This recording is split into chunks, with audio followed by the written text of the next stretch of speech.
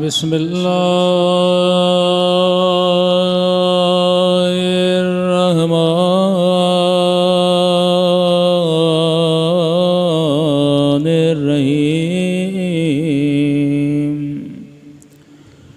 अल्हम्दुलिल्लाहि रब्बिल आलमीन।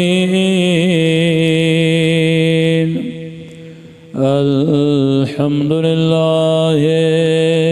कमा हुवा अहलुहु। अस्सलातु वस्सलामु अला सय्यिदिल मुरसलीन व खातमिन नबिय्यीन अबिल क़ासिम मुहम्मद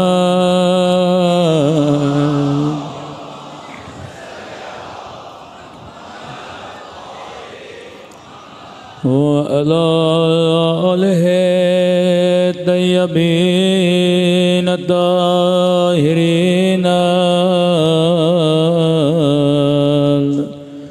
मासूमीन।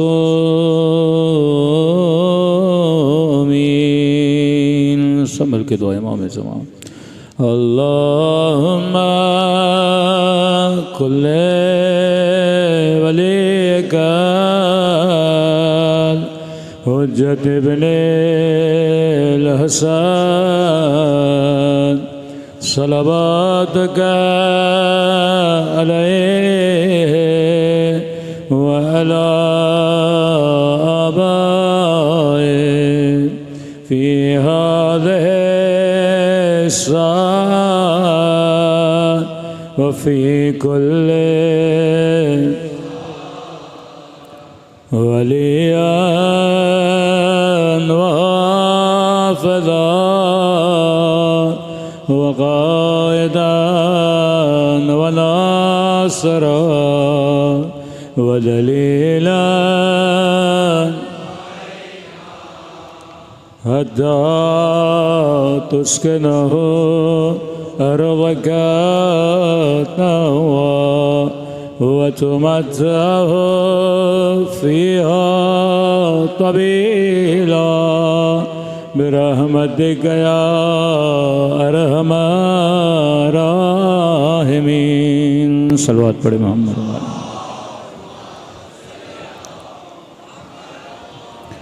बिस्मिल्लाहिर्रहमानिर्रहीम। रब्बि इश्रह ली सदरी व यस्सिर ली अमरी वहलुल उक़दतम मिन लिसानी यफ़क़हू क़ौली। अम्मा बाद फ़क़द क़ाल सुब्हानहू व तआला फ़ी मुहकम किताबिह बिस्मिल्लाहिर्रहमानिर्रहीम वल अस्र इन्नल इंसाना लफ़ी खुस्र इल्लल लज़ीना आमनू व अमिलुस सालिहात। सलवात पढ़े मोहम्मद व आले मोहम्मद।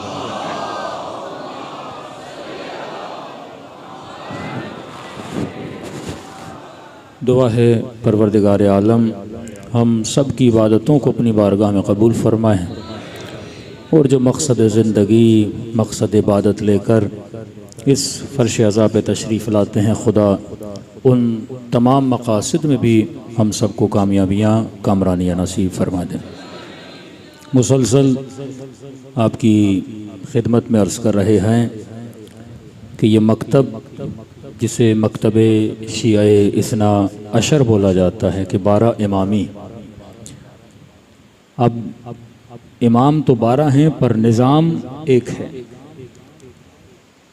कि जब इमाम हसन ने सुलह की तो लोग इमाम हुसैन के पास गए कि आप क़याम करिए, हम आपका साथ देंगे। तो इमाम हुसैन ने फरमाया कि जिस तरह हसन तेरा इमाम है इसी तरह हसन मेरा इमाम भी है। तो ये नहीं हो सकता। अगर इमाम हुसैन के ज़माने में इमाम हसन होते तो वही करते जो इमाम हुसैन ने किया। अगर इमाम हसन की जगह इमाम हुसैन होते तो वही करते जो इमाम हसन ने किया। ये नूर वाहिद हैं, ये अल्लाह की मशीयत में चलने वाले इमाम हैं। और ख़ुदा का वादा कि ज़मीन को हम सालिहीन का विरसा बनाएंगे। यरसुहा इल्ला इबादियस सालिहीन। एक ऐसा नूर जिसे परवरदिगार आलम ने सूरह नूर में जिसका जिक्र किया कि नूरुन अला नूर, एक शीशी के अंदर बंद नूर है, नूर के ऊपर नूर है, और ये ख़ास शजर है जिसको खुदा ने नाम दिया शजरे जैतूनिया, जैतून का शजर है। अजीब है कि कुरान मजीद में परवरदिगार आलम ने जो कसमें खाई हैं, इसलिए बारहा कहता हूँ ये कुरान हिकमत की किताब है, ये गौर व फिक्र की किताब है। अल्लाह बारहा कहता है इसमें निशानियाँ हैं साहिबाने अक्ल के लिए। जो बंदा 5 मिनट इस किताब को पढ़े और थोड़ा सा सोचेगा, फिर वो समझेगा कि वाक़यान इसके अंदर निशानियाँ हैं। हक़ को पहचानना चाहते हो तो ज़रा गौर व फिक्र से पढ़ो। ये बड़ा प्यारा लफ्ज़ खुदा ने इस्तेमाल किया कि साहिबाने लुब व अतबिरू या उलिल अलबाब, इबरत हासिल करो साहिबान लुब। लुब कहते हैं मगज़ को। आप मार्केट में गए और आपने अखरोट खरीदे, अखरोट है छिलका, अंदर है मगज़। घर के अंदर आए और आपने एक अखरोट को तोड़ा, अंदर मगज़ नहीं था। दूसरा तोड़ा, मगज़ नहीं था। तोड़ते गए, बेमगज़ अखरोट निकलते गए। आपने पैसे पे किए हैं, आप 1 किलो 2 किलो अखरोट लेकर जाओगे, दुकानदार को कहे जनाब हमने इतने हज़ार दिए और आपने हमने बेमगज़ अखरोट दे दिए। तो अल्लाह भी कहता है कि मैं जन्नत में छिलकों को नहीं भेजूंगा,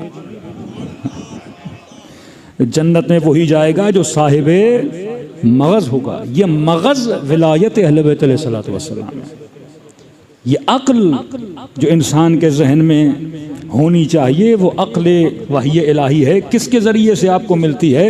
मकतब अहले बैत अलैहिस्सलातु वस्सलाम के ज़रिए। इर्तक़ाए अक़ली, शिया मकतब से जितने फ़िरक़े टूटे, मैंने ज़्यादा इस्माइलिया पे नहीं पढ़ा ताकि मसाइल न हो, लेकिन कुछ लोगों ने कहा मौलाना, मैंने कहा आप इंटरनेट का ज़माना, जाके लिख लीजिए। सलाहुद्दीन अय्यूबी ने जब अटैक किया तो इनकी हुकूमतें ख़त्म हुई, लेकिन ये जो भी काम करते थे वो किसके खाते में जाते थे? शिया के खाते में। कहते आप कौन है? कहते हम शिया हैं। इराक़ के अंदर जो कत्ल व गारतें की, कौन है? हम शिया हैं। इतने फ़िरक़े बने, इतने दाई बने, जगह जगह गए, किसके नाम पे ख़त्म हुआ? सारा शियत के नाम पे ख़त्म हुआ। नस्लों के अंदर बच्चे पैदा होते थे, इनके दाई मुबल्लिग आते थे, बच्चों के अकायद को चुरा के लेकर चले जाते थे। इन्होंने नेटवर्क ऑफ अहलुल बैत से बहुत फ़ायदा लिया। वो नेटवर्क जिसके अंदर निज़ाम खुम्स था, लेकिन ये बड़े मुनज़्ज़म तरीक़े से चले। मासूम फरमाते हैं अगर गलत आदमी भी बड़े तरीक़े से चल रहा है, उसके काम की भी क्या किया करो? तारीफ़ किया करो। जो नज़्म, जो ज़ब्त इनके अंदर मौजूद था और आज तक मौजूद है। हमारे यहाँ एक साले मुज्तहिद की इताअत कोई नहीं करता। पता भी है नमाजी है, नमाज शब पढ़ने वाला है, ज़िंदगी में कभी झूठ नहीं बोला। लोग 10 बातें करते हैं, जनाब हम इसकी इताअत क्यों करें? और वहाँ पे जिनको इमाम बनाया जाता है, पूरी दुनिया को पता है कि कोई शराब भी पीता है, कोई फासिक भी है, पता नहीं क्या है क्या नहीं है, लेकिन इताअत आपको नज़र आती है। तो खुदा कहते हैं हमने इताअत में बरकत रखी है, हमने लीडरशिप के अंदर बरकत रखी है। वो घर चाहे फासिक का हो, चाहे जालिम का हो, किसी का घर भी हो, लेकिन अगर उसके अंदर लीडरशिप है और उसके घर के अंदर रहने वालों के अंदर इताअत है, इस घर को कोई शिकस्त नहीं दे सकता। एक घर के अंदर 5 भाई है पर यूनाइटेड हैं, सारे मोहल्ले वाले डरेंगे, जनाब एक को कहोगे तो 4 और भी आपकी जान को पड़ जाएंगे। जिसके अंदर यूनिटी हो, जिसको के अंदर इत्तेहाद हो, आप मुख्तलिफ अक़वाम को तोड़ सकते हो अगर उनके अंदर लीडरशिपों की इत्तेहाद ना हो। आपके सामने मिसाल है, मिस्र की मिसाल है, ट्यूनिस की मिसाल है, लीबी की मिसाल है। इतना मजबूत मुल्क लीबी, आज जाके देखिए लीबी का हाल क्या हुआ, क्योंकि हदफ ये था कि पूरे मिडल ईस्ट के हालात को ख़राब किया जाए। क्योंकि दुनिया का 70% रिसोर्सेज, पूरे वर्ल्ड के 70% रिसोर्सेज आपके मिडल ईस्ट के अंदर हैं। वो पेट्रोल की सूरत में, वो गैस की सूरत में, वो मादनियात की सूरत में यहीं पर मौजूद है। अब अगर मुसलमान मजबूत हो गया तो वो वेस्टर्न वर्ल्ड का मुकाबला कर सकता है। इस मुसलमान को आपस में लड़ाओ, कभी दाइश को बना के, अब जाहिर है वहाबी अगर किसी शिया को मारता है या दाइश किसी शिया को मारता है तो दोनों मुसलमान ना, तो उनका फ़ायदा है। और जब आपस में लड़ेंगे तो असलहा किन से लेंगे? उन्हीं से असलहा लेंगे। और जब मुल्कों के हालात ख़राब होंगे तो यहाँ की मादनियात कौन लेकर जाएगा? वो लेकर जाएगा। इसी पाकिस्तान में, बलूचिस्तान में मिलियंस बल्कि बिलियंस ऑफ डॉलर का सोना, यहाँ पे गोल्ड, यहाँ पे कोयला, सब कुछ है। आप जाके देखिए कंपनियां कौन सी यहाँ पे आ रही हैं, ऑस्ट्रेलियन कंपनियां हैं, अमेरिकन कंपनियां हैं। अभी हम उनकी मिन्नतें कर रहे हैं कि जनाब हमारे पास इतने रिसोर्सेज हैं, आप आइए इन्वेस्ट करिए, पैसा लेकर चले जाइए। चाइनीज़ कंपनियां यहाँ पे आ रही हैं। पूरे अफ्रीका के हालात को बिगाड़ा गया। आज अफ्रीका किन के हाथ में है? चाइनीज़ के हाथ में है। पहले फ्रेंच के हाथ में था, पोर्चुगीज़ के हाथ में था, मुख्तलिफ इटालियंस के हाथ में था। सारे मुल्कों के रिसोर्सेज को ये चोरी करते हैं और अपनी कौमों पे लगाते हैं, और यहाँ की कौमों की सकाफत को, यहाँ के कौमों के मकातिब को, यहाँ की कौमों में तफरका फैलाते हैं ताकि मुसलमान से लड़े और इनकी नस्लें पनप न पाएं। अब इन सारे फितनों से अगर किसी ने मकतब अहले बैत को बचाया, वो फ़िक्र अहले बैत अलैहिस्सलातु वस्सलाम थी, वो नेटवर्क था अहले बैत अलैहिस्सलाम का था। अब आप फर्श अज़ा पे जमा होते, किसकी बरकत है? इमाम हुसैन की बरकत है। दुश्मन पूरा साल मेहनत करता है, लेकिन ये 10 दिन इमाम हुसैन आपको अपने दरवाजे पे बुलाते हैं, आपकी फ़िक्रों की निजासतों को हटाते हैं और फ़िक्र को फ़िक्र हुसैनी बना के जवान को बाहर भेजते हैं। सलवात पढ़े मोहम्मद व आले मोहम्मद।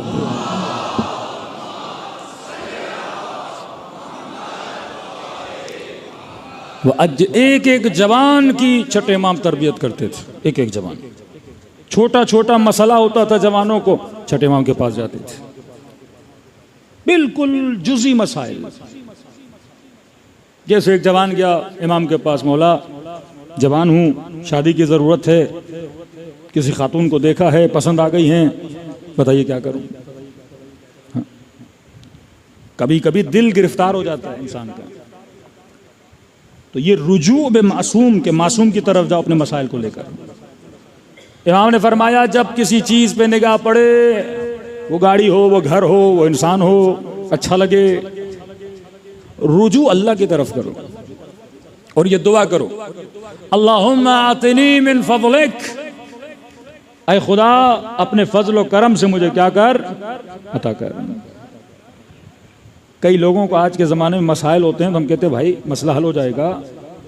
हज़रत मूसा के लिए अल्लाह ने समंदर को ज़मीन में बदल दिया, इब्राहीम के लिए आग को गोल गोल, बोला ये तो पुरानी बातें हैं। तो हमने कहा जो खुदा 10,000 साल पहले था वो खुदा आज ही है, खुदा नहीं बदला, खुदा वही है। न खुदा का पावर कम हुआ है, न एनर्जी कम हुई है।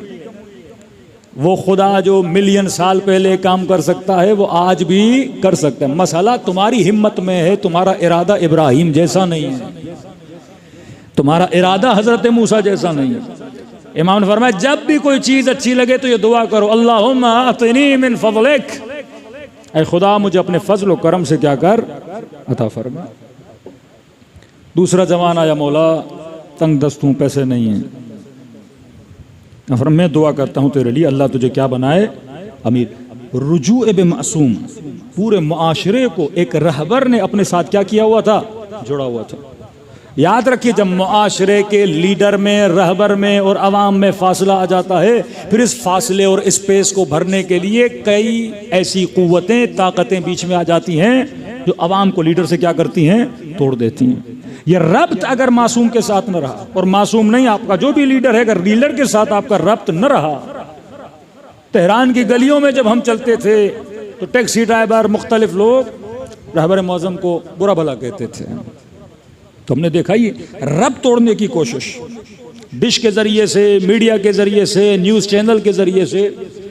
किसी भी मुल्क में अगर अवाम की लीडर और रहबर के साथ वो सियासी लीडरशिप हो, वो रूहानी लीडरशिप हो, उसमें फासला डालना है तो सबसे पहले कैरेक्टर सेशन की जाती है ताकि लोग इससे क्या हो जाएं, दूर हो जाएं। इल्ज़ामात लगाए जाते हैं, तफरका फैलाया जाता है कि उनको पता है अगर अवाम लीडर के साथ रही तो ये लीडर सबसे बड़ी ताकत इख्तियार कर जाता है और कोई भी बहुत बड़ा चेंज माशरे के अंदर ला सकता है। तो इमाम ने कभी भी अपने शियों से रब्त नहीं तोड़ा। कमौला तंग दस्त हूँ, परेशान हूँ। इमाम फरमा मैं दुआ करता हूँ। अमीरुल मोमिनीन के पास जवान आया, मौला मैं आपकी मदद करना चाहता हूँ। कभी खुदा कहता है कि मन अंसारी अल्लाह, कौन है जो खुदा की मदद करे। ये नेटवर्क का तरीका देखिए। अल्लाह समद, वो खुदा जो गनी मुतलक है, जिसे किसी मदद की ज़रूरत है ही नहीं, फिर वो कहेगा मेरी मदद करो। अमीरुल मोमिनीन के पास मौला मैं आपकी मदद करूँ। इमाम फरमाया आइनूनी बिल वरअ व ज़ुहद, ऐ जवान अगर अली की मदद करना चाहते हो तो ज़ुहद और तकवा के ज़रिए से अली की मदद करो।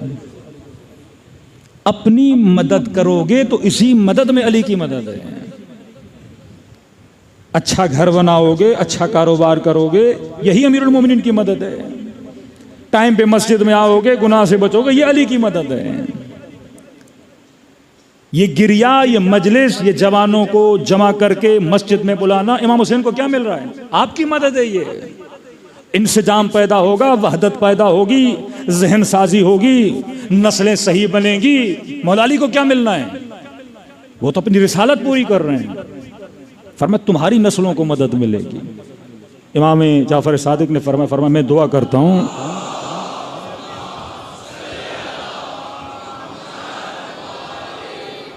फरमाए जवान मैं दुआ करता हूं, तो अल्लाह पे भरोसा कर, वरा इख्तियार कर, मदद हो जाएगी। कहते बस इमाम की महफिल से बाहर निकला, गली से गुजरा, तो क्या देखा कि जमीन पे एक पर्स पड़ा हुआ था। पर्स उठाया, खोला, देखा कि उसके अंदर 700 दिरहम पड़े हुए हैं। इसने कहा इतनी जल्दी मदद हो गई। यहाँ इमाम के पास गया और बाहर निकला और ज़मीन पे पर्स मिला। लेकिन साहिब हिकमत बनो, आपको पैसों की ज़रूरत हो, बाहर निकले, पर्स मिले 50 लाख हो, तो आप तो कहेंगे बस मजलिस इमाम हुसैन में गए थे, अल्लाह ने दिलाया है, सीधा घर और बैंक में डाल दिया। नहीं, इमाम ने साथ में कहा था तकवा, वरा, ज़ुहद, तवक्कुल बर खुदा का पर्स उठाया। आप सोचने का किसका है, क्या है? एक पाई इसके जेब में नहीं, मोहताज, गरीब। इंसान का ईमान यहां डगमगा जाता है। अब क्या करूं? तो लाख अच्छी नसीहतें खुद को करते, अल्लाह ने दिया है, वो जब जिसको चाहे छप्पड़ फाड़ के दे, पर्स अल्लाह नहीं भेजा होगा, जमीन पे पड़ा हुआ है। कब ये सारे वसवसे, ये सारी चीजें मेरे जहन में आ रही हैं। चलता जा रहा हूं, बाजार में पहुंचा तो शोर मचा हुआ है।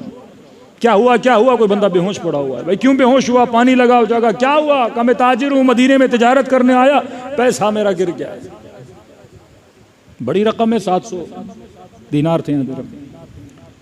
तो इस जवान आगे बढ़ा, का कितने थे पैसे? का 700। किसके अंदर थे? का हिमियान कपड़े का कोई पर्स है, उसके अंदर। कलर कैसा था? का ऐसा। कभी इसे पानी पिलाओ, का परेशान होने की जरूरत नहीं है, तुम्हारा पैसा अच्छे बंदे को मिला है। ये इसी पर्स के अंदर है, 700 मैंने एक पाई भी नहीं उठाई। किसने शुक्रिया अदा किया, पैसा लिया। इसने इनाम के तौर पे, बड़ा मुनसिफ था, इनाम के तौर पे 700 में से 70 इसे दिए उसने। का कोई और होता तो लेके चला जाता। ये भी अच्छी रविश है। अगर कोई जवान, अगर कोई बंदा अच्छा काम करे, कम से कम इनाम तो दो। एक बंदे का 1 करोड़ गुम हो जाए, 2 लाख गुम हो जाए, कोई बंदा ढूंढ के, भाई बस शुक्रिया करो, चाय पिला के उसे खाली हाथ भेज नहीं, तो कोई 4000 निकाल के उसके हाथ पे भी रखो, ताकि तशवीक हो उसकी, कल किसी और का मिले तो अच्छा काम भी करे। हमारे यहाँ कोई फोन करके बोलता है आपकी चीज मिली, हम ऊपर से 2 सुनाते हैं उसको, आपके पास क्या कर रही है? हाँ? गुम हमने की, कसूर हमारा। ये रविश किरदार है अहले बैत अलैहिस्सलातु वस्सलाम कि अगर कोई अच्छा काम करे उसकी तशवीक करो। बच्चा इम्तिहान में पास हुआ, तशवीक करो। जवान मस्जिद से होकर आया, बेटी ने अच्छा हिजाब पहना। इसी मुआशरे में 10 ऐसे बदबख्त हैं, अगर कोई हिजाब करता है तो उसे टोकते हैं, इतनी कम एज में तुम कंजर्वेटिव हो, तुम ये हो। ये आपका काम है, फैमिलीज का काम है, रिश्तेदारों का काम है। अगर कोई जवान बच्ची अच्छा काम कर रही है तो फैमिली क्या करे? उसे मुशव्विक बने, बारिकल्लाह फीक बोले उसे कि माशाल्लाह आप कितने अच्छे लग रहे हो, आपने कितना अच्छा काम किया। जितना अप्रिशिएट करोगे, निज़ाम जुल्म, वो नेटवर्क जो अहले बैत का नेटवर्क नहीं है, वो दीनदार लोगों के हौसलों को पस्त करता है। अहले बैत का नेटवर्क दीनदार लोगों के हौसलों को क्या करता है? बुलंद करता है। ये तशवीक है ना कि अगर एक आंसू इमाम हुसैन पे बहाओगे, पूरी जहन्नुम की आग बुझ जाती है। मौला हुसैन की ज़ियारत को जाओगे, 60 उम्रों का सवाब है। ये अल्लाह क्या कर रहा है? आपकी तशवीक कर रहा है ना। सुबह नमाज पढ़ोगे तो अल्लाह इतना सवाब देगा, इतने फरिश्ते तुम्हारे लिए बन जाते हैं। एक जिक्र करोगे, जन्नत में 1000 दरख्त बन जाते हैं। ये तशवीक इलाही है। अगर अच्छा काम करोगे तो खुदा तुझे नाम देता है। इसने 700 के बदले में इसे 70 दिए। ये बड़ा खुश हुआ, दौड़ा दौड़ा छठे इमाम की खिदमत में आया। इमाम ने इसके माथे का बोसा लिया, कहा मौला देखिए आपने दुआ की, मुझे 70 दिरहम मिल गए। इमाम ने कहा किस तरह का? मौला इसी तरह चीज़ मिली, मैंने वापस की, 700 वापस किए, 70 दे दिए। मौला इतने खुश हो, इमाम ने अपनी जेब में हाथ डाला, 30 दिरहम इसे और दे दिए। तो 70 की जगह इसके कितने हो गए? 100 हो गए। जब इसके 100 हुए ना, तो यहाँ छठे इमाम ने एक जुमला फरमाया। इमाम ने फरमाया अगर वो 700 का अदद 100 से ज्यादा था अगर पहले लेता तो वो 700, अभी तेरे पास 100, लेकिन 700 में इतनी बरकत नहीं होती जितनी 100 में बरकत है, क्योंकि 700 हराम का था, 100 हलाल का है। हा? ये तशवीक अहले बैत अलैहिस्सलातु वस्सलाम, ज़हन साजी करना नौजवान नस्लों की, अपने साथ जोड़े रखा, फिर इमामों ने नुमाइंदे बनाए। जैसे अहवाज में इमाम का नुमाइंदा था एक मोमिन बड़ा परेशान।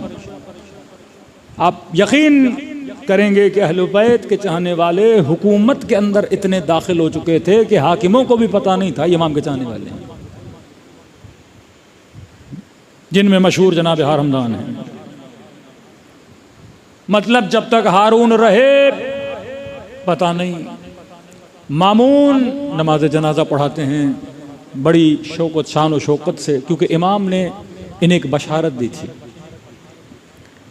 इमाम ने फरमाया था कि कभी तुम्हारे बदन को जालिम की तलवार छुएगी नहीं, कभी तू जेल या जिंदान में नहीं जाएगा, कभी तुम्हारे बच्चे फ़कीर नहीं बनेंगे, एक शर्त पे कि जब भी हमारे चाहने वाले को कोई मसला हो उसकी परेशानी को हल करना। इसके नतीजे में हम तुझे ये वादा देते हैं। अहवाज का वाली हुकूमत में चाहने वाला इमाम का शख्स आया मौला के पास, मौला मेरे ऊपर टैक्स बहुत बढ़ चुका है, हुकूमत टैक्स लेना चाहती है, मेरे पास पैसे नहीं है, कर्जा बहुत बढ़ चुका है, आपका चाहने वाला है। इमाम ने सिर्फ एक ख़त लिखा कि ये मेरा चाहने वाला है, जितनी इसकी मदद कर सकते हो इसकी मदद करना। यह आया, उस वाली के घर गया, का ये ख़त है। वाली ने रात को घर में बिठाया, का कितना कर्जा है? मसले ने कहा 2-3 हज़ार का। ठीक है, ये मैं अपनी जेब से दे रहा हूँ। कितना टैक्स है? किसने हुकूमत का इतना मकरूज हूँ का सारा टैक्स भी तुम्हारा क्या किया, माफ़ कर दिया। सवारी ववारी है का नहीं, कुछ भी नहीं है। का घर में ऊँट थे, घोड़े थे का ये भी मैंने तुझे दे दिए। कालीचा था का ये भी तुम्हें दे दिया। और पैसों की ज़रूरत है वो भी उसे दे दिया। का बस एक काम करना, जब अपने मौला के पास जाना उसे इतना कहना कि मैंने तुझे इतना दिया कि तू राज़ी हो गया, और वापसी पे मौला से पूछ के आना कि वो मुझसे राज़ी हुए हैं कि नहीं हुए हैं। ये वो निज़ाम अहले बैत अलैहिस्सलातु वस्सलाम। इस तरह से वो कला बनाए, लोगों को भेजते थे, शियों के मसाइल को क्या करते थे, हल करते थे। एक ऐसा सिस्टम बनाया जिसमें शिया के साथ क्या हो जाए, जुड़ जाए। मैंने इराक़ और ईरान की मिसाल दी। 8 साल जंग 2 मुल्कों में चले, उसकी अवाम आपस में दुश्मन बन जाती है, लेकिन ये नाम हुसैन, ये अज़ा इमाम हुसैन, ये 40 और मशी इमाम हुसैन, दुनिया यकीन नहीं करती कि जो मुल्क 8 साल आपस में लड़े हैं वो एक दूसरे के पांव दबा रहे हैं। कोई किसी को पानी पिला रहा है, कोई किसी को शरबत पिला रहा है। 40 पे आप जाते हो ना, सबका रंग एक होता है, नारा एक होता है। नारा हुसैन का रंग सियाह होता है, और सारे कहाँ जा रहे होते हैं, एक क़िबले और एक इमाम की तरफ, जिसका नाम हुसैन इब्ने अली है। ये नक्शा था इस नेटवर्क का कि शिया दुनिया में कहीं भी हो ये आपस में जुड़ जाए।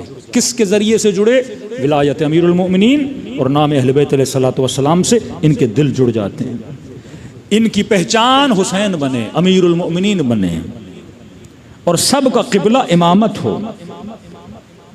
40 इमाम हुसैन एक नक्शा है ज़हूर इमाम ज़माना का कि 20 मिलियन लोग शदीद गर्मी में पैदल चल रहे हैं, पांवों में छाले पड़ गए।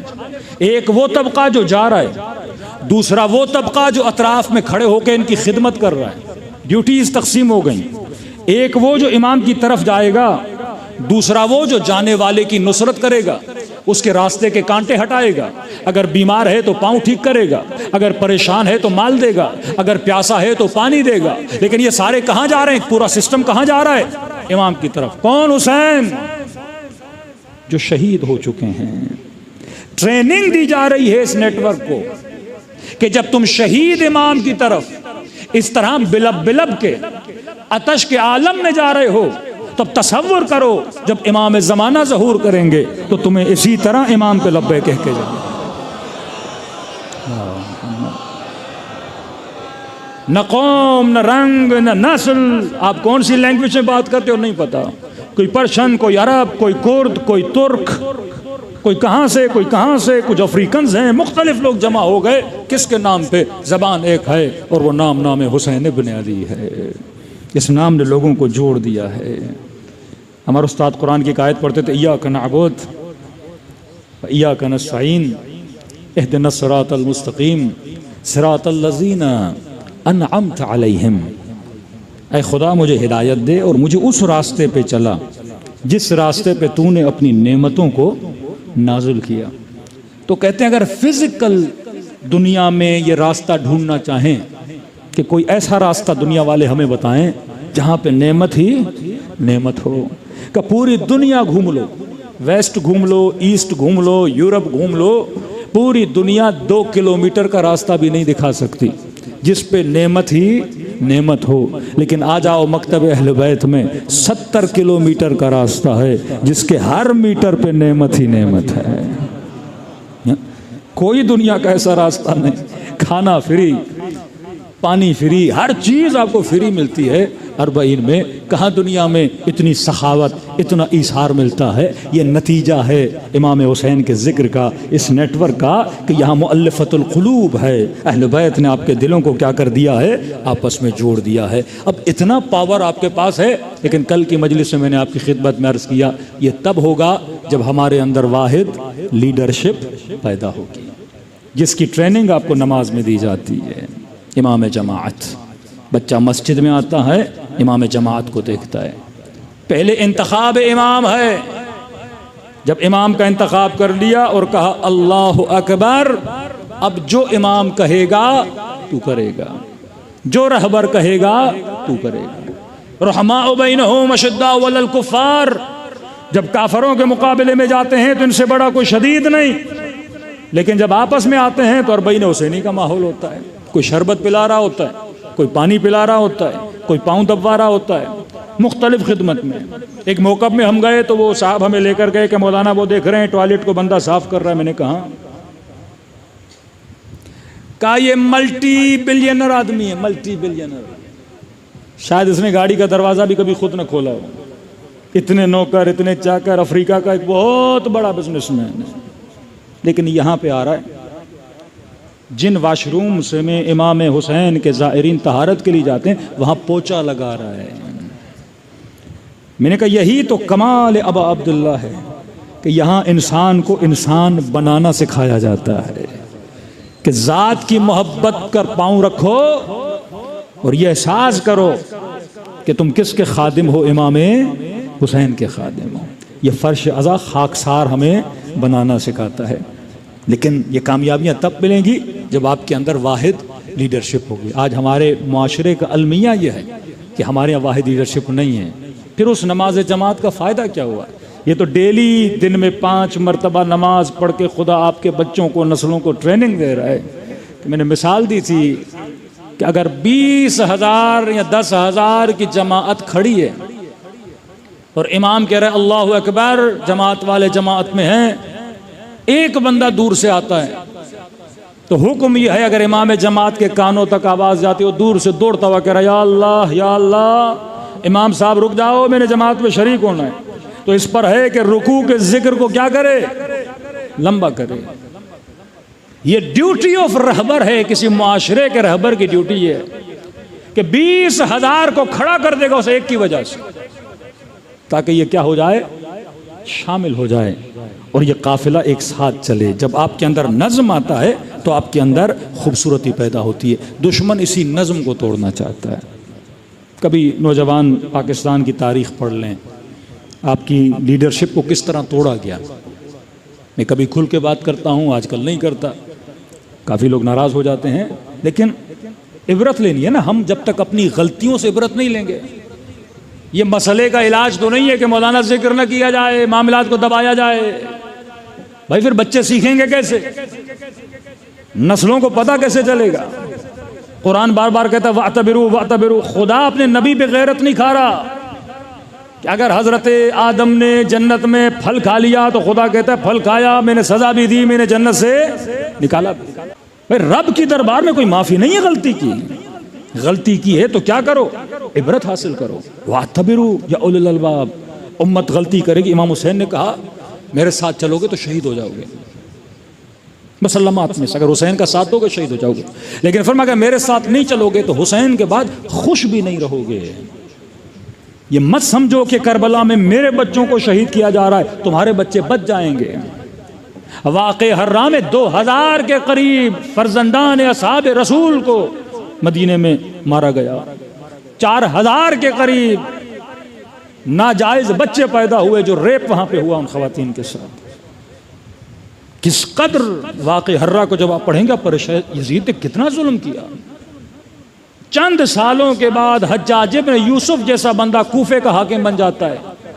अगर इलाही सुन्नतों को पामाल करोगे और इमाम की बात को नहीं मानोगे फिर वो खमियाजा भी भुगतना पड़ता है। यही हज्जाज इब्न यूसुफ इतना खून बहाया कूफियों का कि वो शख्स कहता है कि मस्जिद में लोगों को जमा किया, दरवाजे बंद करके उन सबके गले काटे और मस्जिद कूफा की जमीन से खून ऐसे बह रहा था जैसे पानी से जमीन बहता है। यही बनु मैया जिनका तख्त नीचे गिरा, बनु अब्बास जब इनके ऊपर हाकिम हुए 2000 के करीब बनु मैया के अफराद को मारा। इसने कालीन पे इनके कटे हुए सरों को रखा। अब्दुल मलिक के मरवान के जनाजे को कब्र से निकाल के इन्होंने जलाया। इनकी नस्लें दरबेदर हो गईं। इमाम हुसैन पहले कह चुके थे अगर निज़ाम जुल्म के मुकाबले में खड़े होगे तो तुम्हारी नस्लें बचेंगी, अगर खड़ी नहीं होगे तबाह बर्बाद हो जाओगे। लोग तरसते थे अमीरुल मोमिनीन हुकूमत के बाद। 4 साल अमीरुल मोमिनीन ने हुकूमत की, 4.5 साल, लेकिन ये कूफी तरसते थे कि हमें अली जैसा हाकिम चाहिए कि किसी यहूदी खातून के पांव से खलखाल उतारा जाए। तो मौला फरमाते हैं मौत आनी चाहिए किसी को ये सुन के कि अली की हुकूमत में ऐसा जुल्म हो जाए। तब जब इमाम रज़ा खुरासान से गुजरते हैं, अजीब तारीख कहती है 20,000 से 60,000 तक लोग इमाम रज़ा के इस्तकबाल के लिए खड़े हैं। और रवा मिन आले मोहम्मद, लोग कहते थे हमें अगर चाहिए तो आले मोहम्मद से चाहिए, हम राजी तब होंगे जब हाकिम आले मोहम्मद से होगा। ये कैसा मुआशरा, एक वो मुआशरा जो इमाम हुसैन की मदद नहीं कर रहा। अपने 170 असहाब के साथ इमाम हुसैन शहीद हो जाते हैं। ये कौन सी तरक्की इस नेटवर्क ने दी कि हाकिम मजबूर होता है इमाम रज़ा को वली अहद बनाने के लिए। 60,000 के करीब लोग आते हैं। वो हदीस ला इलाहा इल्लल्लाह हिस्नी फमन दखल हिस्नी अमिन मिन अज़ाबी, इस हदीस को लिखने सबसे ज्यादा रावी इस हदीस के हैं, जिस हदीस का लक़ब ही सिलसिलतुज़ ज़हब है, जिसका सिलसिला सोने का सिलसिला। क्योंकि इमाम फरमाते मैंने अपने बाबा से बीच में कोई भी गैर मासूम रावी नहीं है। ये हदीस नकल 60,000 लोग ईरान से निकल आते हैं अहले बैत के इस्तक़बाल के लिए। ये अचानक क्या मौजिज़ा हुआ कि इस आलम में लोग आशिक व गर्विदा हो गए अहले बैत अलैहिस्सलातु वस्सलाम के। ये वो निज़ाम था जो अहले बैत ने दिया, जिस निज़ाम में जुल्म के खिलाफ खड़ा होना, अदल के लिए अपनी आवाज़ को बुलंद करना, जो निज़ाम खुम्स आपको दिया, इकोनॉमिकल सिस्टम दिया, और का शिया कहीं भी रहें उन पर लाजिम है, उन पर वाजिब है कि वो अपने लिए कोई लीडरशिप का इंतखाब करें। ऐनहू जैसे नमाज जमात पढ़ते हैं, किसी को लीडर बनाते हैं, वो आपकी तरफ से बात करता है। यहाँ लीडर बनाओ, वो तुम्हारी तरफ से बात करेगा। जब तक तुम्हारे अंदर लीडरशिप नहीं है तुम कभी भी इस नेटवर्क को तरक्की और परवान नहीं चढ़ा सकते। सलवात पढ़े मोहम्मद व आले मोहम्मद।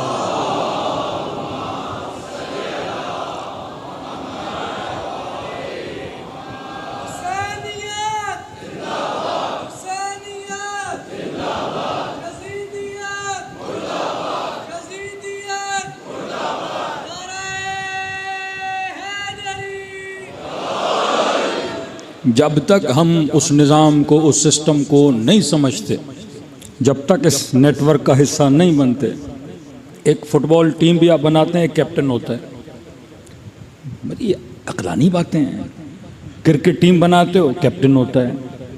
मुल्क में इलेक्शन होते हैं, एक वज़ीर आज़म होता है।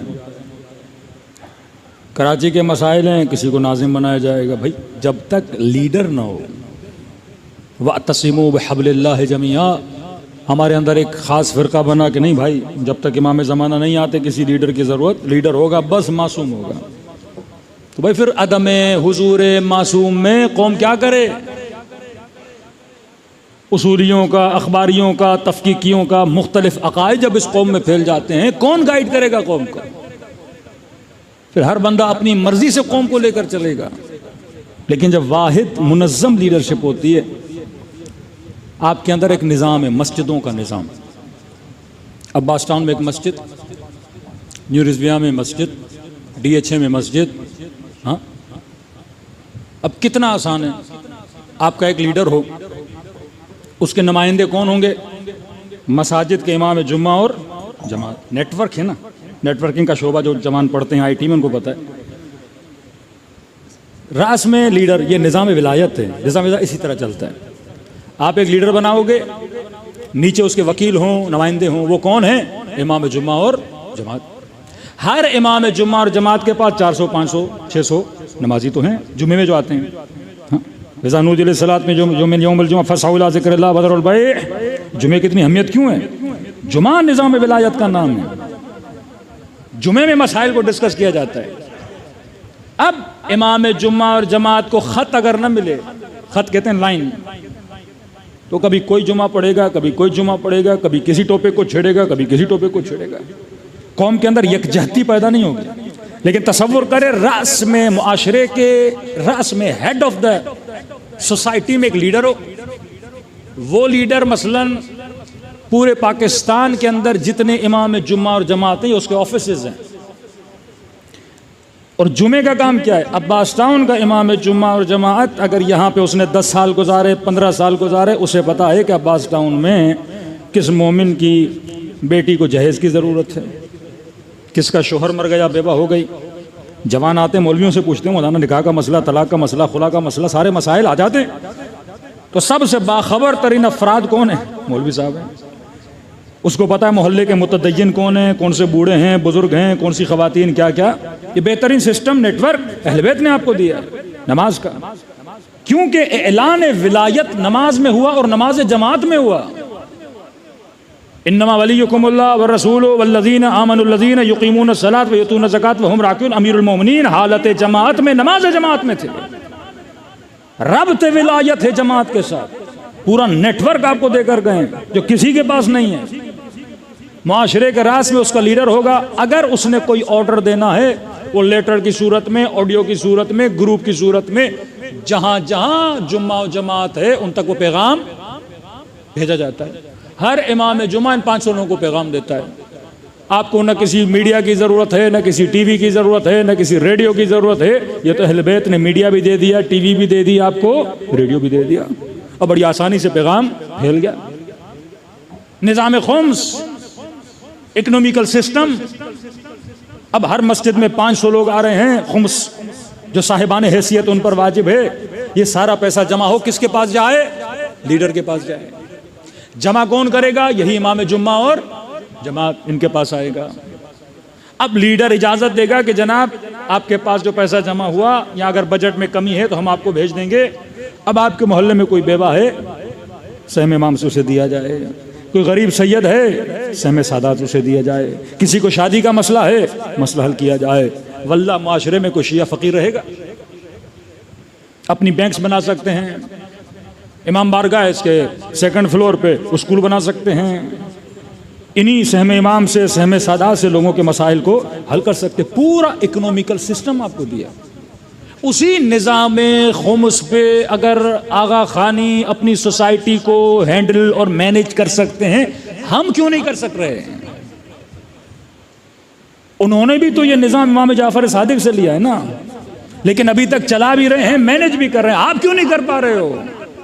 क्योंकि हमारे अंदर लीडरशिप की कमजोरी है। मौलवी को बांटने वाला होना चाहिए, मौलवी बन गया मांगने वाला।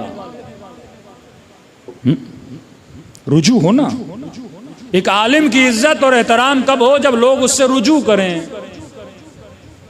यहाँ का पेश इमाम हो, किसी की बच्ची की शादी नहीं हो रही, गुर्बत में पड़ा हुआ है, ये रुजू करता है सेठ साहब के पास। सेठों के दरवाजों पे, कोठियों पे बैठे रहते हैं कि भाई थोड़ा सा खुम्स दो, बेटी की शादी करवानी। क्योंकि सेठ निजाम से निकल गया। इसने खुम्स देना था मरकजी मस्जिद के मसलन मौलाना को, अगर वो नेटवर्क बन जाए। अब इस गरीब का रुजू किसकी तरफ हो? मौलाना की तरफ। बेवा होगा, गरीब होगा, नौकरी नहीं होगी, परेशानी होगी, मौलवी बनेगा मंबए इख्तिसाद। इसके पास एक बजट होगा। आप इस इलाके के हैं, कितने शिया हैं? भाई 1 करोड़ आपका बजट है।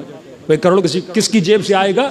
तो वही तुजार हुजार हैं जो खूब, यही सिस्टम सातवें इमाम के ज़माने में था। द ऑर्गेनाइजेशन ऑफ लॉ, सबसे ज़्यादा वकील बनाए सातवें इमाम ने, सारा पैसा सातवें इमाम के पास आता था। फिर इमाम ने हर शहर में अपना वकील रखा था, फिर वो वहाँ के शियों के मसाइल को हल करता था। बसरे का वाक़या है, 2 शियों में आपस में झगड़ा हुआ 700 दिरहम की वजह से। झगड़ा था दामाद में और ससुर में। इसने अपनी बेटी दी थी, बहरहाल वो बेटी मर गई, उसका पैसा शोहर को मिला, बाप ने का पैसा मेरा है, बेटी मरी है तो मुझे भी हिस्सा दो। इनमें झगड़ा हुआ, 700 दिरहम का मकरूज बना कोई। इमाम का वकील इन दोनों में सुलह करवाता है। सुलह किस तरह करवाता है? हाँ भाई क्या मसला है? कि इतने दिरहम का मसला है। का पैसों की वजह से आपस में लड़ रहे अहल बैत के चाहने वाले। का मैं करता हूँ अपनी जेब से तुम्हें पैसे देता हूँ, तुम्हारे मसले को हल करता हूँ। इन्होंने 700 दिरहम इनको दिए। का एक शर्त पे दे रहा हूँ कि बाहर जब यहाँ से निकलोगे तो अपने इख्तलाफ को लोगों के दरमियान फैलाओगे नहीं। ये बदनामी है कि लोग कहें 2 शिया पैसे की वजह से आपस में लड़ रहे हैं, पैसे की वजह से खुद को कोर्ट में जेलों में घसीट रहे हैं, पैसों की वजह से एक दूसरे पे FIRs कटवा रहे हैं। का मैं पैसे देता हूँ साहिब, ऐसे मैं पैसे देता हूँ, मसले को हल करो, बाहर निकल के एक दूसरे के खिलाफ कोई बात नहीं करना। इन्होंने वादा किया, जब निकलने वाले थे इन्हें बुलाया। का देखिए पैसे मेरे नहीं थे, जाफर सादिक के पैसे हैं। सल्लल्लाहु अलैहि वसल्लम। अपने वकीलों को मासूम ने पैसे तक दिए हुए थे कि 2 शिया आपस में लड़े। ये सहम इमाम कहाँ काम आता है? इन्हीं मसाइल में, गरीबों के मसाइल, बेवाओं के मसाइल में। अब जिस कौम के पास इतना मजबूत इकोनॉमिकल सिस्टम हो उसमें फ़कीर नहीं होना चाहिए। जिस सहम इमाम का आधा सैयदों का हक है, उस मुआशरे में गरीब सैयद नहीं होना चाहिए। पर यहाँ हैं, बेवाएं भी हैं, राशन के लिए परेशान है, क्योंकि आप उस नेटवर्क से क्या हो गए हो? बाहर निकल गए हो।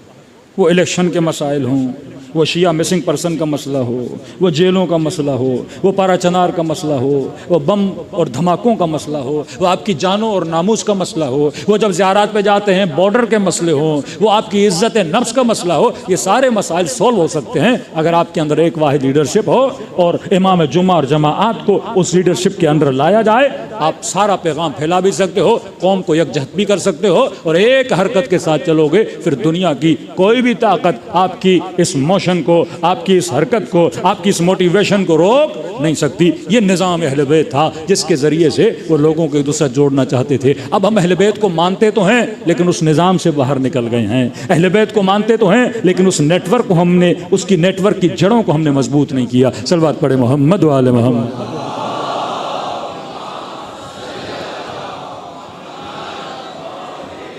मोहम्मद व अज्जिल फरजहुम। तभी मासूम फरमाते हैं, ऐ जवान, इस नेटवर्क के अफराद बा तक़वा, आइनूनी बिल वरा व ज़ुहद, मदद करो अली इब्न अबी तालिब की वरा और ज़ुहद के ज़रिए से। बहुत प्यारा जुमला मौलाना नहजुल बलागा में गालिबन फरमाते मन अस्लह बैनहु व बैन अल्लाह, जो अपने दरमियाँ और अल्लाह के दरमियाँ के ताल्लुक़ को सही कर दे। अनबन होती है ना लोगों की, भाई भाई से नहीं बन रहा, बहन बहन से नहीं बन रही। एक अनबन है बंदे और अल्लाह की, अपने और अल्लाह के रिश्ते को सही कर दे, अपने मामलात खुदा के साथ सीधे कर दे, तो अल्लाह तुम्हारे मामलात लोगों के साथ सीधे कर देगा। फिर कहा तू अपनी आखिरत को सीधा कर दे, खुदा तुम्हारी दुनिया को सीधा कर देगा। तो अल्लाह के साथ मामला कर, अल्लाह के साथ रिश्ता सही कर, खुदा तुम्हारा रिश्ता दुनिया वालों के साथ सही कर देगा। तो अपनी आखिरत को सही कर, खुदा तुम्हारी दुनिया को क्या करेगा? सही कर देगा। मतलब तवक्कुल बरज़ात परवरदिगार आलम। सुल्तान महमूद गज़नवी बादशाह गुजरा है बहुत बड़ा, ईरान को फ़तह किया, पाकिस्तान को फ़तह किया, बेदीन बादशाह था। तो ये जब अपने महल में जाता था तो इसके महल के बाहर 2 फ़कीर बैठते थे। एक फ़कीर बहुत चापलूस था, दूसरा फ़कीर बड़ा अल्लाह का जिक्र करने वाला था। तो जैसे सुल्तान महमूद गुजरते थे, ये चापलूस फ़कीर उसकी इतनी तारीफ़ें कि सुल्तान महमूद को खुदा से भी 2 कदम आगे बढ़ा देता था। फिर बादशाह को अच्छा लगता था, इसको 4 अशरफियाँ दे दी, 4 पैसे दे दिए। वो दूसरा फ़कीर था, वो कोई तारीफ़ वारीफ़ नहीं करता था, वो बस अल्लाह का जिक्र करता था।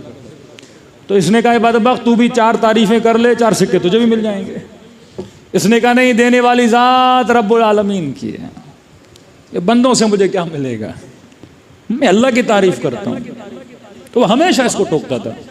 तो किसी ने सुल्तान महमूद को बताया कि जनाब ये फ़कीर आपकी बड़ी तारीफ करता है। वो कहता है सुल्तान महमूद कौन होता है देने वाला, ज़ात देने वाली किसकी, अल्लाह की, और जहाँ से चाहे अल्लाह अता कर सकता है। वो चाहे तो मूसा को फ़िरौन के घर में पाल दे, वो चाहे तो इब्राहिम के लिए आग को गुलगुजार बना दे, ये अल्लाह की मर्जी है। सुल्तान महमूद का अच्छा, इसका ये है कि सुल्तान महमूद कौन होता है। अब मैं इसे बताता हूँ रिज्क देने वाला कौन है, रोज़ी देने वाला कौन है, सुल्तान महमूद है। अपने बोरची को कहा है कि मुर्गा तैयार करो, काटो वाटो, अच्छा सा मुर्ग बनाओ। उसने मुर्ग बनाया और मुर्गा तैयार हुआ।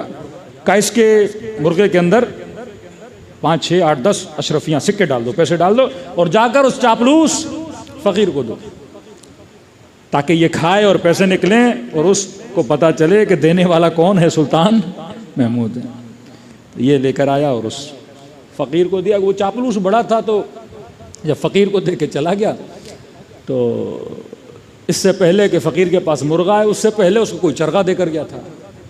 फ़कीर आदमी था तो कोई और अच्छी ग़ज़ा देगा, वो खा पी के उसका पेट वेट भरा हुआ था। इसने कहा भाई मेरा आज पेट भरा हुआ है। दूसरे फ़कीर को कहा कि ये तू खा ले। और उसने जब मुर्गा खाना शुरू किया तो सारी अशरफियाँ उसके हिस्से में आई। तो हंस को उसको कहने लगा कि अल्लाह की मर्ज़ी है, जिसे चाहे जहाँ से रिज़्क़ अता करे। तू अल्लाह के साथ अपना मामला सही कर, खुदा तेरे मामलात को, दुनिया के अंदर जितने मसाइल हैं उन्हें खुदा खुद सही करता है। तू अल्लाह की ज़ात पे भरोसा कर, फिर खुदा देख तेरे मामलात को कैसे सीधा करता है। ईरान के बहुत बड़े आलिम दीन आयतुल्लाह नुख़ुदकी नाम, बहुत सारे, अबुल हसन नुख़ुदकी, एक मोमिन उसके पास आया कि मौलाना मेरी फसलें तबाह हो रही हैं, ये फसलों पे जो मकड़ियाँ वकड़ियाँ पता नहीं जो अटैक करती हैं, फ़ारसी में मलख बोलते हैं, तो कहा वो सारी अटैक करके मेरी फसलों को खा गई हैं, फसल में बरकत नहीं। इन्होंने कहा शिया अली क्या फसल से ज़कात देते हो? खनी आज तक नहीं दी। कह इंश्योर कर अपनी फसलों को ज़कात से, तो आज वादा कर ज़कात देगा, बरकत के ज़िम्मेदार मैं खुद हूँ। इन्होंने कागज़ दिया, उसमें बिस्मिल्लाह लिखा कर जाकर अपनी फसलों के बीच में रख दे। कहते रखा था, अगले दिन वो सारे जो थे उन्होंने फिर फसलों पे हमला किया। लेकिन अजीब ये था कि जब वो हमला करते हैं तो वो गंदम को खाते हैं, लेकिन इन्होंने जब हमला किया तो फसल के नीचे जो गंदी फसलें हैं, जिसको आप घास बोलते हैं, उनको इन्होंने खाना शुरू कर दिया। कहते उस वक्त मैंने कहा सुभान अल्लाह, अल्लाह की मर्ज़ी है, वो चाहे तो इन्हीं छोटे छोटे हशरात से फसल को तबाह भी कर सकता है और चाहे तो फसल को बरकत भी अता कर सकता है। हाँ, अल्लाह की मर्ज़ी है। अबाबील की चोंचों में छोटे से पत्थर, अबरहा के इतने बड़े लश्कर को खुदा तबाह कर सकता है। असल है भरोसा। करबला हमें सिखाती है कि रब की ज़ात पर यकीन होना चाहिए। ये यकीन अबा अब्दुल्लाह अल हुसैन था। इमाम ज़ैनुल आबिदीन का खुतबा, 2 खुतबे इमाम ने दिए यजीद के दरबार में। फरमाया मैं सफ़ा का बेटा हूँ, मैं मरवा का बेटा हूँ। शामी फसाहत इमाम ज़ैनुल आबिदीन को देख के ज़ारो क़तार रोने लगे। जब अज़ानें आई तो कहा यजीद ये बता, जिस मोहम्मद का नाम ले रहे हो तेरा नाना था या मेरा नाना था? वो लहजे ज़ैनब के हाथों में रस्सियाँ, लेकिन अल्लाह की ज़ात पे यकीन इतना कि यजीद खुदा पे डाल रहा था कि ज़ैनब तेरे साथ जो किया तेरे रब ने किया। फरमाया मा रअयतु इल्ला जमीला, ज़ैनब ने खुदा से हुस्न के अलावा कुछ भी नहीं देखा। का आधी रात का वक्त था, इमाम ज़ैनुल आबिदीन की आंख खुली। क्या देखा? पुप्पी ज़ैनब बैठ के नमाज पढ़ रही है। फरमाया पुप्पी अम्मा, जब मैं कहता हूँ ना ज़ैनब फ़क़ीहा हैं, शरीयत शनास हैं, शागिर्दे अमीरुल मोमिनीन हैं, फ़िक़ह शनास हैं। शरीयत में है कि जब तक कोई तकलीफ नहीं बैठ के नमाज नहीं पढ़ सकते। फरमाया पुप्पी अम्मा कोई बदन में तकलीफ है? मैंने पूरे सफ़र में भूख में प्यास में रस्सियाँ बंधी थी, पर आपको मैंने बैठते हुए नमाज पढ़ते हुए नहीं देखा। फरमाया सज्जाद मेरे लाल, जिंदान में खाना बहुत कम आता है। मैं खाना बच्चों में तकसीम करती हूँ। अब बदन में ताकत नहीं कि मैं खड़े होकर नमाज पढ़ूँ। ये रब्त नमाज और रब्त विलायत है। इतने ताजियाने मारे गए कि बदन पे पड़ा लिबास बदन के जख्मों से मिल चुका। ये है आशिकान परवरदिगार आलम। ये सुफ्रे हुसैन इब्न अली है। आओ इस सुफ्रे से जो रिज्क लेना है वो उठाओ, दिलों को करबला ले जाएं। मिडनाइट का वक्त है, नीमे शब कहते हैं, बड़ी रूहानियत का वक्त होता है। मलाइकतुल्लाह नाजिल होते हैं, दिल परवरदिगार आलम से जुड़ जाता है। इससे मजबूत रब्त क्या होगा कि हम हुसैन के ज़रिए से खुदा से जुड़ें। ऐसे सलाम करें जैसे ज़ैनब ने भाई को किया, जैसे सकीना ने अपने बाबा को किया। अस्सलाम अल हुसैन व अला अली इब्न व अला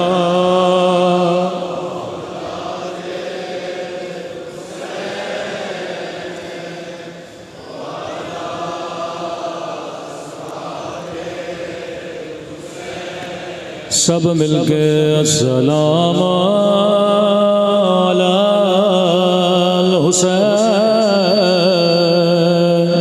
व अला अली इब्न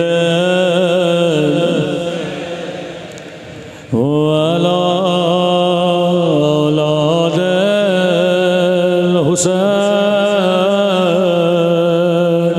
व अला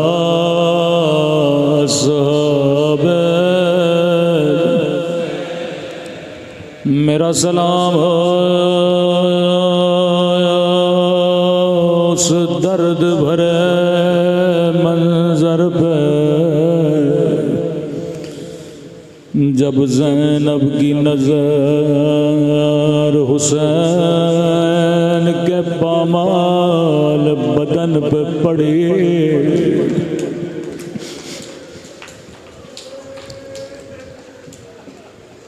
निगाहों को आसमां की तरफ बुलंद किया, फरमाया मेरे अल्लाह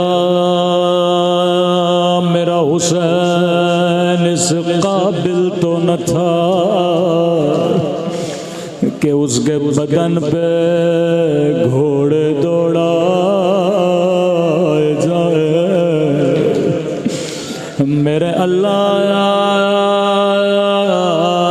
अम्मा ज़हरा ने चक्किया पीस पीस के पाला था।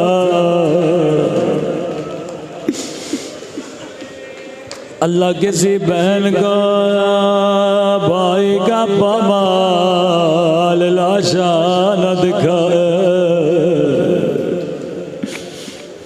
लक़ब शरीकतुल हुसैन, शरीक गम हुसैन ज़ैनब, हर बीबी को दिलासा देने वाली ज़ैनब, जलते हुए खैमों से अपनी पीठ पे बीमार इमाम को उठाने वाले ज़ैनब,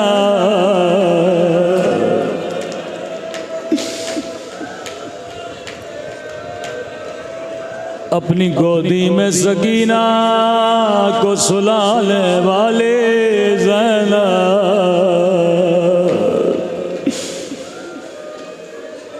सब्र अयूब जैसा सब्र बीबी ज़ैनब का। कोई खातून कितनी भी मजबूत हो, लेकिन अपने बच्चों के लाशों को देखना, अपने बच्चों की कटी हुई गर्दन देखना बड़े छोटे छोटे बच्चे थे। सैयदा ज़ैनब के रिवायत के जुमले हैं, जब भी कोई जनाजा खेमे में आता था, सैयदा ज़ैनब कभी माँ को करीब नहीं जाने देते थे। पहले खुद जाते थे, नोहा करते थे, मातम करते थे। इमाम हुसैन की भी आदत थी, जब भी कोई लाशा खेमे में लाए, माँ को नहीं बुलाते थे, पहले बहन ज़ैनब को बुलाते थे। जब अली असगर को लेकर आए, बहन ज़ैनब रुबाब को न बताना,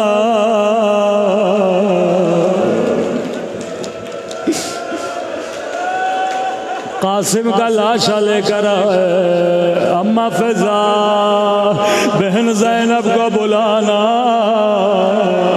लेकिन इसकी माँ को न बताना।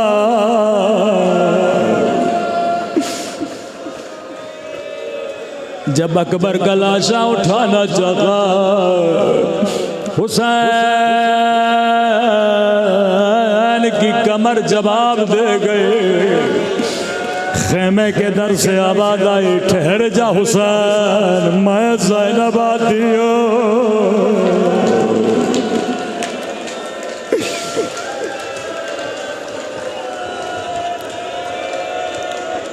बड़ी मजलूमा बीबी है।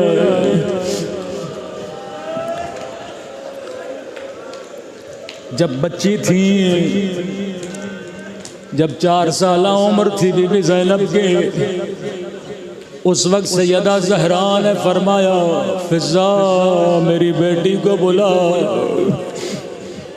बचपने में आई, माँ के साथ बैठ गई। फरमाती है, क्या देखा? टूटे हुए हाथ से अम्मा ज़हरा तस्बीह पढ़ रही है।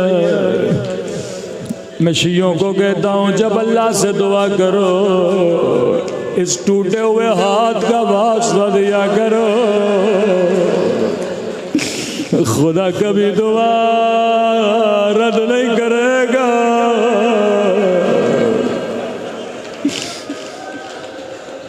बच्ची को बिठाया, ज़ैनब कुछ वसीयतें करना चाहती हो? जी अम्मा। ज़ैनब अमारी से गठड़ी निकाल के लाना। नन्हे नन्हे हाथों से गठड़ी उठाई, माँ के सामने रखी। ज़ैनब जरा गठड़ी खोलना। गठड़ी खुली, सैयदा कहती है, मैंने देखा चंद कफन। पहला कफन मान लिया ज़ैनब, ये ले अम्मा, ये किसका कफन है? ज़ैनब ये तेरी माँ का कफन है। बेटियां माँ के जनाजों को देखें बड़ा मुश्किल है। बेटा जब बाबा गुस्ल दे, कफन बाबा को दे लो। जी अम्मा। बचपन से बीबी को सब्र की तलकीन की जा रही है। फिर गठड़ी से दूसरा कफन लिया। फरमाती है, मैं दिल ही दिल में दुआ कर रही थी, अल्लाह करे ये ज़ैनब का कफन हो। अम्मा ये किसका कफन है? ज़ैनब ये तेरे बाबा अली का कफन है। तेरे बाबा के सर पे ज़रबत लगेगी।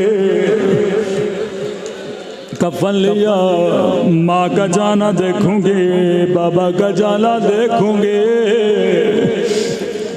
फिर तीसरा कफन लिया। अब दिल ही दिल में दुआ कर रही है, मेरे अल्लाह माँ चली जाएगी, मेरे अल्लाह बाबा चले जाएंगे, लेकिन मुझे भाइयों का जाना न दिखाना। अम्मा ये किसका कफन है? ज़ैनब ये मेरे हसन का कफन है। मेरे लाल को जहर दी जाएगे, जिगर के टुकड़े बाहर आएंगे। हाय मजलूमियत ज़ैनब। तीसरा कफन फरमाती अब जो गठड़ी में देखा एक कफन बाकी था। अब दुआएं करने लगी, मेरे अल्लाह अम्मा का जाना देखूंगे, बाबा का जाना देखूंगे, हसन का जनाजा देखूंगे, लेकिन मेरे अल्लाह ज़ैनब को मौत दे देना, लेकिन मुझसे हुसैन का जाना मुझसे हुसैन का जाना नहीं देखा जाएगा।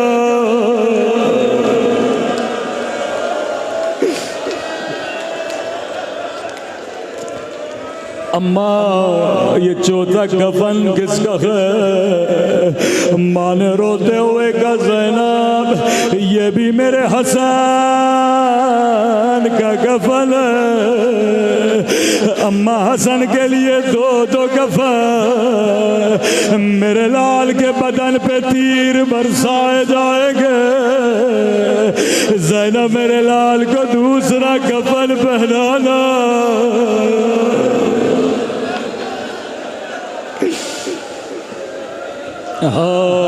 हाय गुर्बत ज़ैनब। फरमाती हैं मुसीबत की घड़ियाँ थी, लेकिन दिल ही दिल में कहा अल्हम्दुलिल्लाह, ऐ खुदा तेरा शुक्र है अम्मा ने हुसैन का कफन नहीं दिया। इसका मतलब मैं ज़ैनब मर जाऊंगे, लेकिन हुसैन का जाना न देखूंगे। इतना सोचना था, कहा ज़ैनब वो कुर्ता लाना।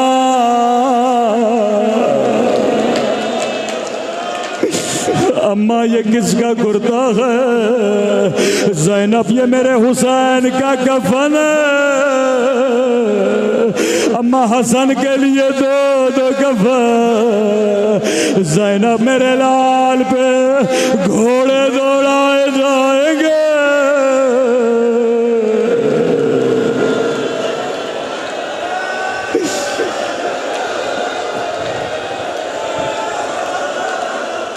मेरा लाल बेकफन मारा जाएगा। हाय सब्र ज़ैनब। अकबर का लाश आया, अकबर पे गिरिया किया, कासिम के लाशे पे रोए, लेकिन फिजा कहती हैं खैमे में दो नन्हे लाश आए। अकबर पे रोने वाली कहीं नजर नहीं आए, कासिम पे रोने वाले कहीं नजर नहीं आए। खैमे में कहीं क्या देखा? ज़ैनब का सर सजदे में है, कह रही अल्हम्दुलिल्लाह, ऐ खुदा तेरा शुक्र है तूने ज़ैनब की कुर्बानी कबूल के।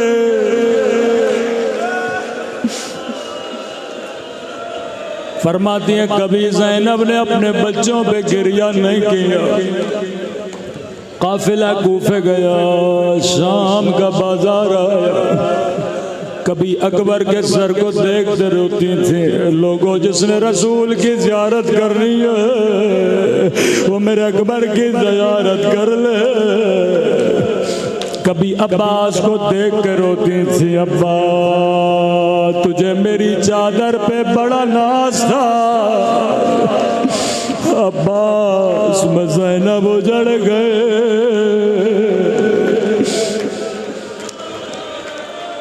कहते हैं जब रिहाई का वक्त करीब आया, जिंदान शाम में कटे हुए सर लाए गए।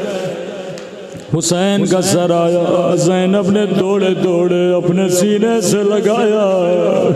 अकबर का सर आया, अकबर की माँ ने गोदी में लिया। कासिम का सर आया, कासिम की माँ ने गोद में लिया। फिजा कहती हैं दो नन्ही सी गर्दने, सर लाने वाला इंतजार में था, अभी माँ आएगी सरों को लेगी। लेकिन ज़ैनब कभी अकबर पे रोए, कभी कासिम पे रोए। सर लाने वाले ने कहा क्या इन सरों की माँ मर गई है?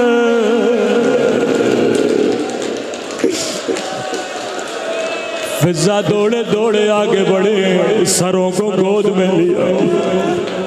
बीबी ज़ैनब की खिदमत में आई, रो के अर्ज किया बीबी क्या बच्चों से नाराज हो? पूरे सफर में बच्चों को देखा तक नहीं। अर्ज किया अम्मा फिजा मैं ज़ैनब हूँ, मैं अली की बेटी हूँ। ज़ैनब जो एक मर्तबा दे दे फिर वापस नहीं लेते।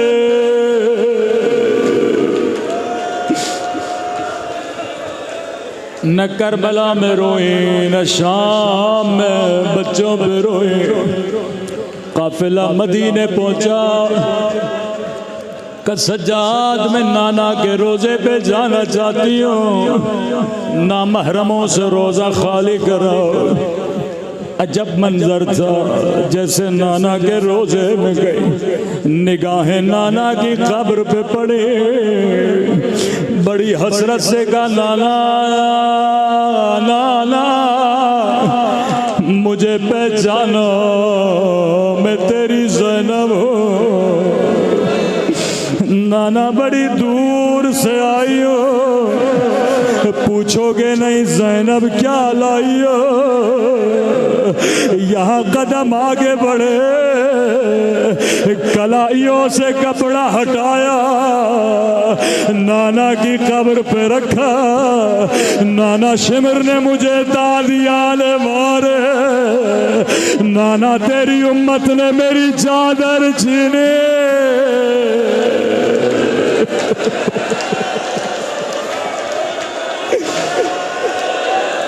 नाना मेरा हुसैन मारा गया, लेकिन नाना के रोज़े पे ज़ैनब ने बच्चों का नाम नहीं लिया। रावी कहता है रोज़े से बाहर आए, सीधा जन्नतुल बक़ी। माँ की कब्र पे कोई लंबे मसाइब नहीं पड़े। अल्लाह आपको टूटी हुई कब्र ज़हरा की ज़ियारत नसीब कर रहा है। रिवायत के जुमले बड़े सख्त हैं। माँ की कब्र पे बैठी, कोई मसाइब नहीं पड़े, लेकिन कब्र ज़हरा में ज़िलज़िला आया। एक काम किया ज़ैनब ने, एक मर्तबा खून भरा कुर्ता अम्मा की कब्र पे रखा।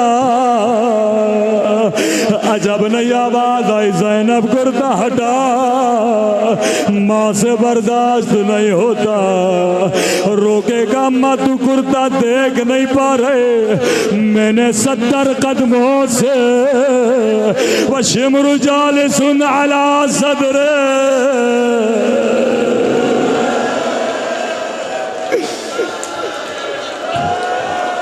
अम्मा अम्मा मैंने शिमर को हुसैन के सीने पे देखा, कानों में एक आवाज आई, किसी कनीज की आवाज आई, आकाज़ादी अब्दुल्ला बुला रहे हैं। कब्रिस्तान से उठी लड़खड़ाते हुए घर की तरफ रवाना हुए। मुझे नहीं पता क्या सोच के जा रही थी, अब्दुल्ला बाप है, पूछेगा ज़ैनब मेरे बच्चे, ज़ैनब मेरे और मोहम्मद।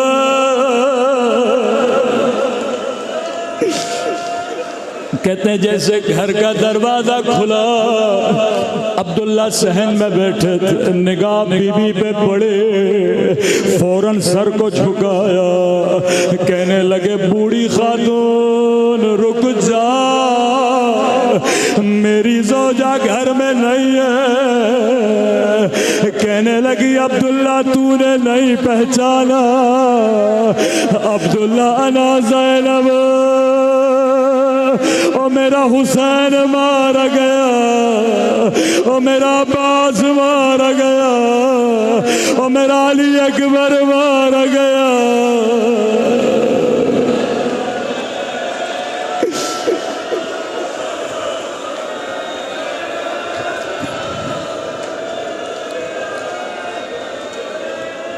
मेरी माएँ बहनें मजलिस में मौजूद हैं। ज़ैनब करबला में बच्चों पे नहीं रोई, कूफा और शाम में नहीं रोई, नाना के रोज़े पे नहीं रोई, अम्मा की कब्र पे नहीं रोई, लेकिन ज़ैनब के सीने में भी माँ का दिल है। एक मर्तबा घर के सहन पे निगाह पड़े, ज़ैनब को दो छोटे बच्चे याद आ गए, कभी सहन में खेला करते थे। खामोश आगे बढ़े, एक कमरे का दरवाजा खोला, क्या देखा जमीन पे दो मुसल्ले, मुसल्लों को सीने से लगाया, रोकर का ओलो मोहम्मद तेरी माँ का दिल नहीं लगता, खुदा जब बच्चे न रहे तो ज़ैनब को भी उठा ले।